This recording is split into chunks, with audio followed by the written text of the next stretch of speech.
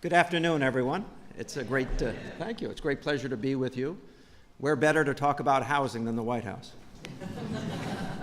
It's indeed a great pleasure to be here. I was asked to comment on some of the success that we've had in the state of Connecticut, and so I'd like to relate to you how we got some of the things done that we got done. In August of 2015, I should tell you, Secretary McDonald came to, of the U.S. Department of Veterans Affairs, came to Connecticut to join me in announcing that we were the first state in the nation to end chronic veteran homelessness. A few months later, Connecticut made history again when we were recognized as having effectively ended homelessness altogether amongst veterans.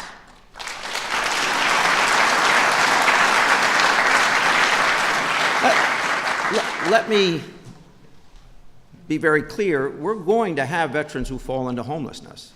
It's going to happen, and it does happen in our own state. But we have a very clear path to getting folks initial housing, interim housing, and permanent housing within 90 days. That's what we're doing. So I'm proud to be here today with the First Lady Michelle Obama and all of you to talk about the progress. This is a record that I'm proud of. Before my administration, we did not even have a Department of Housing in the state of Connecticut. But as a former mayor, I knew how important it was that we invest in our infrastructure. Let me also say, since we're at the White House, I hope that will be part of the next administration's infrastructure investment plan.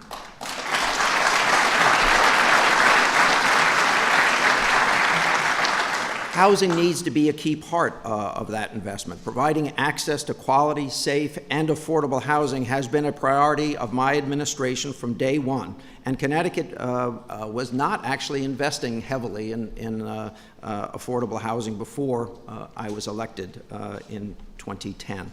I mention this because access to affordable housing and ending homelessness go hand in hand. Without a stable place to live, we could never be able to house our most vulnerable citizens. Housing, as far as I'm concerned, is a basic human right. It's the cornerstone of success, and it really sets the tone for an individual's overall well-being. Our men and women in the armed services are willing to lay down their lives on the line for us, for our country. And they deserve the same basic human rights that we would grant to any other of our citizenry. I'm grateful for the leadership of the President and the First Lady in this endeavor, and Vice President Biden and Dr. Jill Biden, who have been enlisted in this cause from day one. They have shown this country that we do not have to accept homelessness as a fact of life. We can do something about it. Indeed, we need to do things about it every single day. Through our vision, I have seen just how transformative this work can be. Our veterans deserve nothing less. They deserve a safe place to live. They deserve a set of keys to an apartment, and they deserve permanent housing. As governor of Connecticut, I have made this issue a priority. That's why we're investing over $1 billion in affordable housing development. It's the reason we're developing smart and an innovative system to end homelessness. It's why we're partnering with our friends in the private and the nonprofit sector to get the job done. Let me note that since I became governor of the state of Connecticut, we have funded 18,160 units of housing in the state of Connecticut.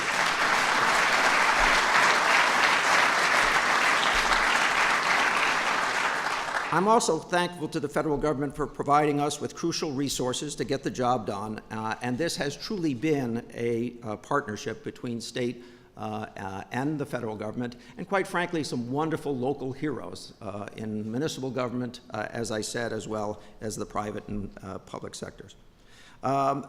This success can be replicated across the country. Indeed, it needs to be. We will continue to develop and to perfect the system until we have made sure that all of our citizens have access to housing. By the way, we are just a few months away from ending chronic homelessness amongst all of our citizens.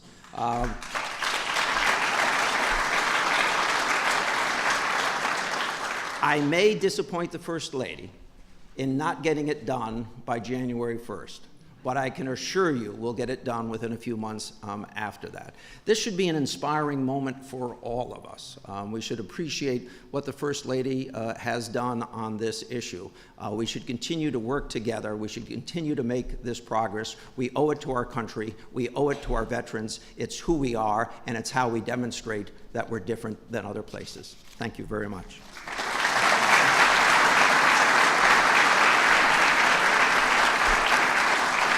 Next to speak to us is John Giles, who is the mayor of Mesa, Arizona.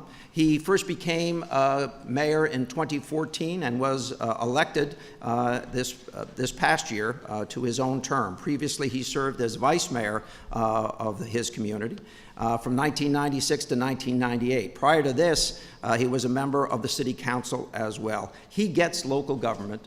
We had the opportunity to speak in the green room, which happens to be the green room, just a little while ago.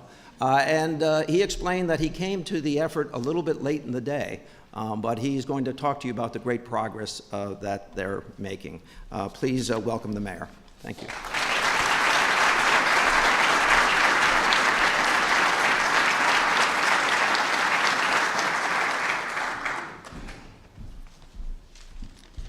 Good afternoon. It's great to be with such an esteemed group. I truly am flattered and honored to be here. It's an honor to be included alongside individuals and cities and local governments and state governments that are passionate about this great cause. I'm particularly grateful to our great First Lady for the wonderful leadership that she's provided in this effort. It's evident that through her leadership we have Democratic governors and Republican mayors and everybody in between that's coming together to support the compelling mission to end veterans' homelessness. I'm proud that Mesa joined the Mayor's Challenge to end veterans' homelessness in March of 2015. I'm proud also to co-chair along with New Orleans Mayor Mitch Landrieu, a United States Conference of Mayors task force committed to work hand in hand with the White House on this important effort. We've learned a lot along the way, and in sharing some of our experiences here this afternoon, I hope to provide fellow mayors with some insights into how the process can work. That's the way mayors work. We steal ideas from one another. I'm grateful to see some of my fellow mayors here. Mayor Becker from Salt Lake, who has been a national leader in this. Greg Stanton in Phoenix. Any success that we've experienced in my hometown is frankly as a result of stealing the best practices that we've seen in other communities. So to that end, I'm happy to report that Mesa has been able to provide permanent housing for 120 homeless veterans since accepting the challenge. That's more vets than we'd had housed in the previous 5 years combined. On top of that, we're now quickly approaching our goal of achieving a veterans homelessness rate of functional zero. This end result was in no way guaranteed, I have to promise you. In fact, when we began the process, there wasn't a clear path forward for achieving our goal.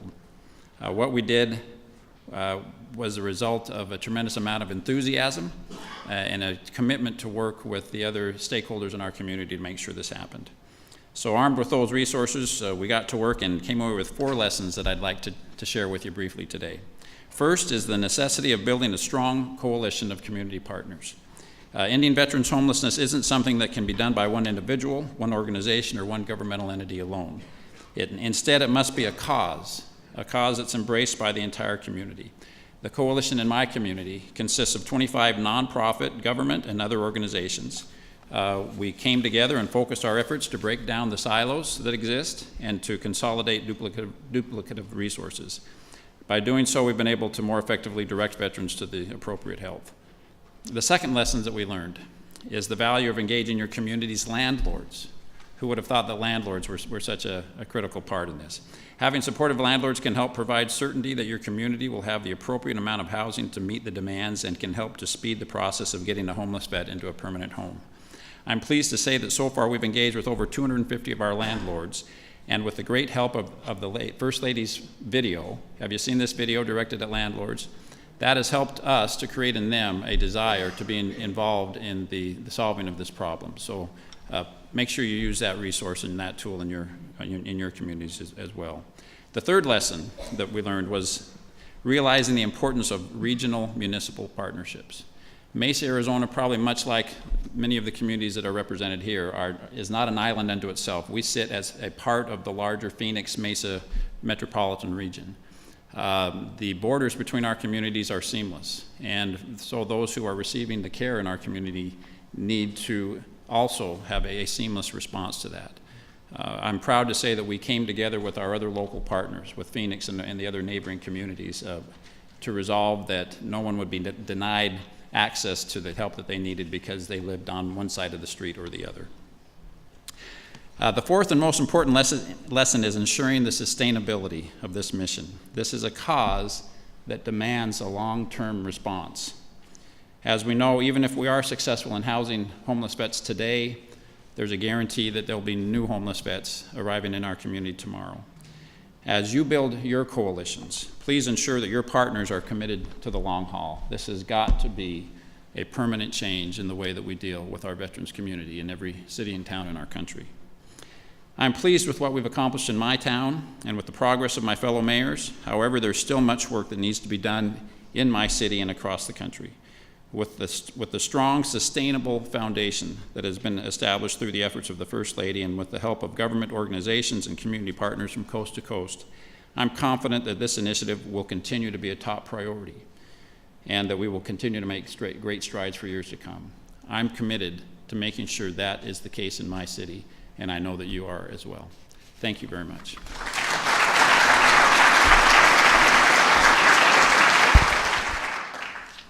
Thank you. My name is Wendell Banks. I was partially raised in North Carolina and New York. I joined the Army when I was 18 years old because I wanted to get away. And that seemed to be the right choice. It was in 1960, and there was no war at the time. I spent 6 years in the Army, and then I joined the Navy. I was re-enlisting in the military, but I didn't really want to go in the Army because I would go to Vietnam. So I joined the Navy. And guess what? 2 months later, I was in Vietnam. And I got out in 1969, and I worked for Pratt & Whitney Aircraft making parts for jet engines. And then I quit that job and I started driving across the country and tractor and trailers. You know, it was pretty good. I liked the going around. And then I retired in 1988, sort of pitty-patted around at different jobs until I was eligible for Social Security in 2004. I bounced between house staying with relatives. I didn't really have a place to call my own. I never thought of going to the VA because I had never been injured, never gotten hurt, never been sick, you know. And I was born in 1942, 74 years old, never been sick. So one night I heard President Obama on TV talking about how they were going to help the vets get housing and whatever. And I thought about I want to go to Florida because it's warm there. I hate the cold. So I decided to look into it. And I got on a train and lost all my luggage. So when I got to the Union Station, all I had was the pants I had on and about $15. And it took me 2 days to realize, you're homeless. You have nowhere to go. So I did a lot of walking. I bought a sleeping bag, so I slept outside the Union Station. And I walked one day, I guess, for all night and all day. And my legs swole. And I went to a nurse, and she said, you know, I got somewhere for you to stay. And I said, yeah, worry about it. She said, it's SS housing. That's okay, I'll give it a shot. And I went, you know, it turned out to be pretty good. You know, there's a lot of veterans walking around on canes or crutches or in wheelchairs. they need for medical care for the injuries or mental problem. But they all need somewhere to live first. Me, all I needed was a house. And I think pretty soon I'll get one. And I'll get to Florida out of the cold. I want to thank the VA and all the other organizations for helping veterans get housed in Washington and around the country. And I'd like to thank and introduce the First Lady who's joining forces program has helped all these groups help us veterans help ourselves. Ladies and gentlemen, Mrs. Michelle Obama.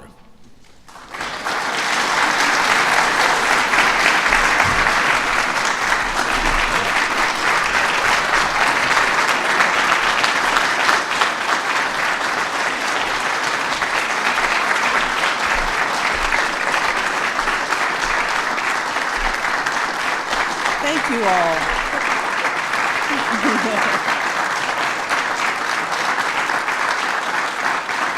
Thank you all so much. You all, please, thanks so much. Welcome.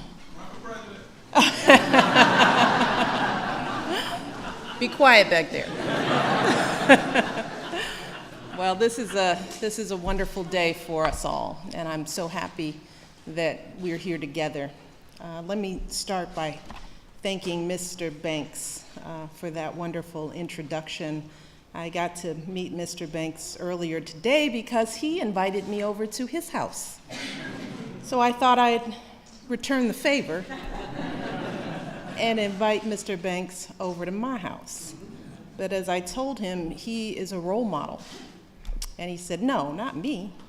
And I said, yeah, because there are a lot of veterans out there, just like Mr. Banks, who aren't aware of the many resources that are there for them. And I think, as I told Mr. Banks, his story is going to help a lot of people get the support that they need and deserve. So I am grateful to you, Mr. Banks, for having the courage to tell your story and to do it in the White House. So thank you so much. It was an honor spending time with you.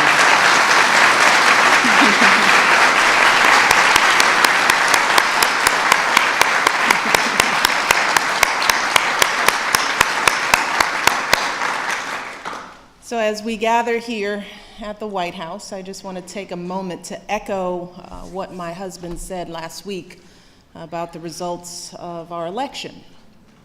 He said that we are all on one team, not Democrats first or Republicans first, but we are Americans first. We're patriots first.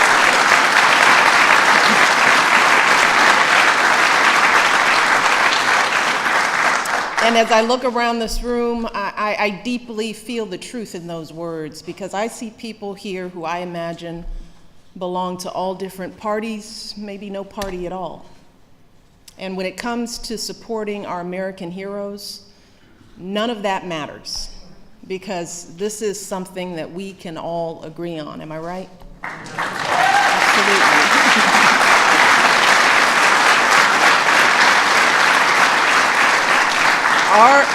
Our love, our gratitude, our admiration for our men and women in uniform, our veterans, and their families, all of that is bigger than any one party or any one election.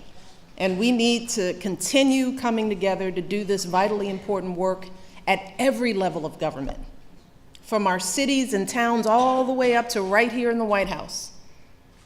And that's what you all have been doing for so many years now. That's why we wanted to have you here today.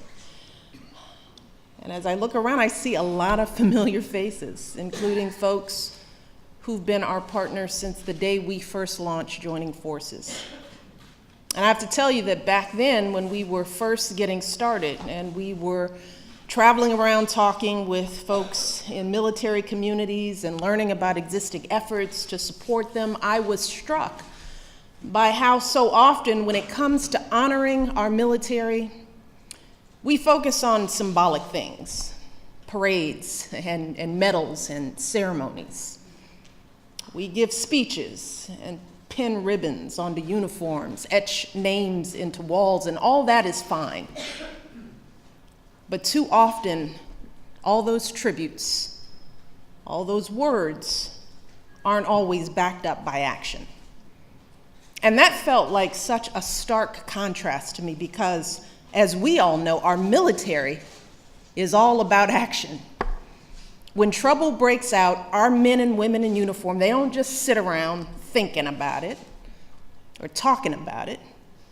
They act. They put on that uniform. They leave their loved ones behind. They go out there, they give orders, they follow orders.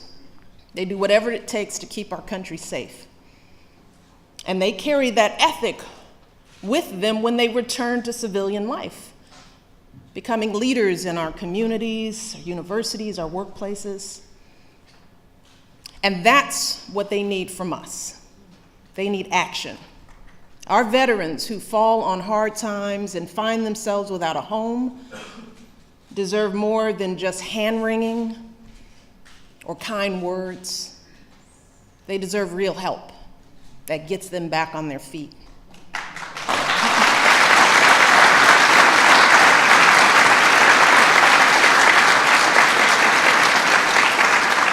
And that's really been our entire approach to joining forces. We believe that if we truly want to serve our veterans and military families, then we need to take action that they can see and feel in their daily lives. And that's particularly true when it comes to veterans' homelessness, especially since we actually know what we need to do to address this issue. This is an identifiable population of people. We know who they are. We know what they need. And while it's not easy, it is absolutely possible to solve this problem once and for all if we all come together and we take action. Yeah.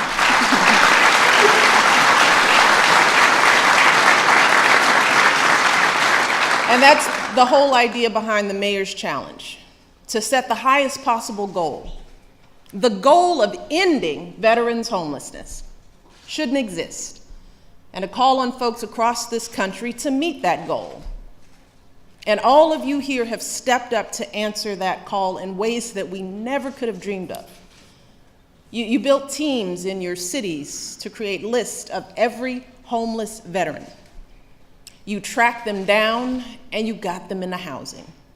You work with CEOs, with landlords, mental health providers, anyone who has a role to play in helping our veterans. You coordinated healthcare, housing vouchers, job training. I could go on. And the results have been nothing short of breathtaking. 35 communities, including 4 of the largest cities in America and 3 states, Virginia, Connecticut, and Delaware, have all ended veterans' homelessness. I saw that.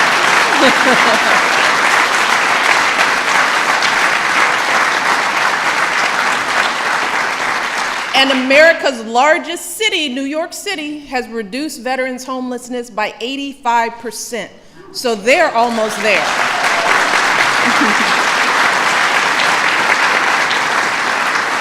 And of the 35 communities that have achieved the goal, 3 of them achieved it just in the last week. So we just keep moving forward, day after day, step by step. Altogether, we have cut veterans' homelessness nearly in half since 2010. Yeah.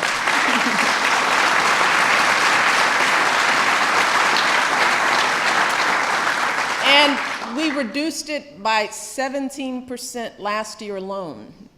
And through VA programs, we've helped house 354,000 veterans and their families. Again, these are breathtaking accomplishments, especially when you consider the real human stories behind each of those numbers. Stories like Mr. Banks. Stories like another Vietnam era veteran named Larry Maynor. Larry left the Army. When he left, he struggled with addiction, and for 30 years he was on the streets. Like too many veterans we hear about, he was spending nights under bridges or in cars, even sleeping out in the woods. But then Larry entered a homeless assistance program through the VA, and with the help of the HUD-VASH supportive housing program, Larry was able to move into his own apartment. See, and the beauty is when you get a house, place to live, then you can get a lot done. So Larry got sober. He enrolled in culinary school. He met a wonderful woman. He fell in love. That's why I gave you those 2 mugs. And last year on Veterans Day, Larry and his partner, they got married. And today, when Larry wakes up in the morning, instead of thinking about alcohol or drugs, he's thinking about all the good things in his life. And he said, and these are his words, he said, Larry is somebody now. I mean,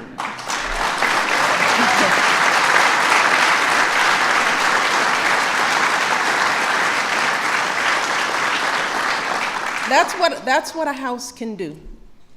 It's what giving our heroes a home can do. It can make them feel like somebody.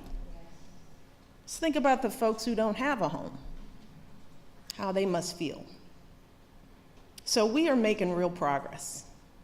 We are absolutely on our way to solving this problem. And we cannot let up for a single minute. Can't do it. Because we all know how this issue works.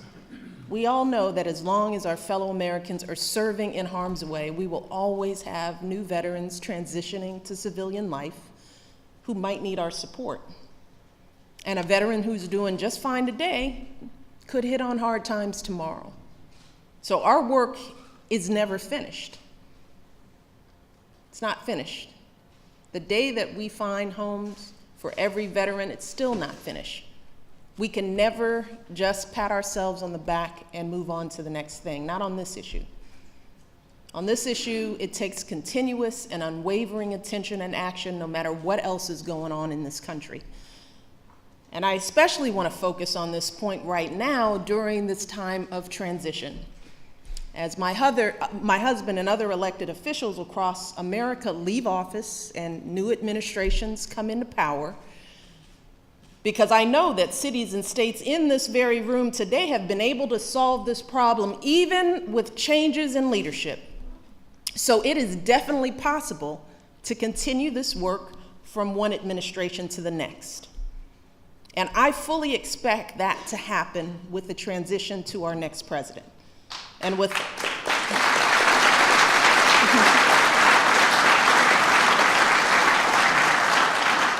as well as with all the mayors and governors and other elected officials out there who are going to be transitioning in the coming year. Our service members, veterans, and military families deserve nothing less. They should never be content ever again with soothing platitudes or empty words. And what we've all achieved so far should be just the beginning. This is just one step. We should expect that any presidential administration that comes after us, God, I hope they far surpass what we've accomplished. I want to look back in 8 years and 12 years, 20 years and say, man, what we did back in the Obama administration, we only scratched the surface. So I tell people, call it what you want, joining forces, name it after whatever you want. We have no pride in credit. We just want the bar to be high. That's what folks should expect from their commander-in-chief and from all their elected officials.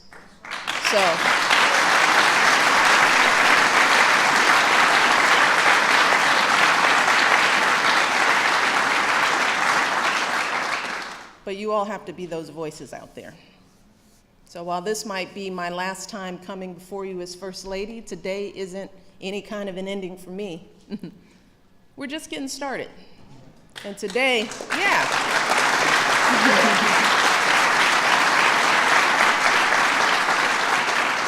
So today I want you all to know how proud I am of everything you've achieved. Truly, it has been amazing to watch you all step up. And how grateful I am for your outstanding work on this issue. I'm so excited to see everything you all will continue to accomplish in the years ahead. And know that Barack and I will continue to do our part wherever we are to lift up our military community. You don't get exposure to this community and ever forget it. So we're there for you. whatever the future holds for us. Thank you all. God bless. Congratulations.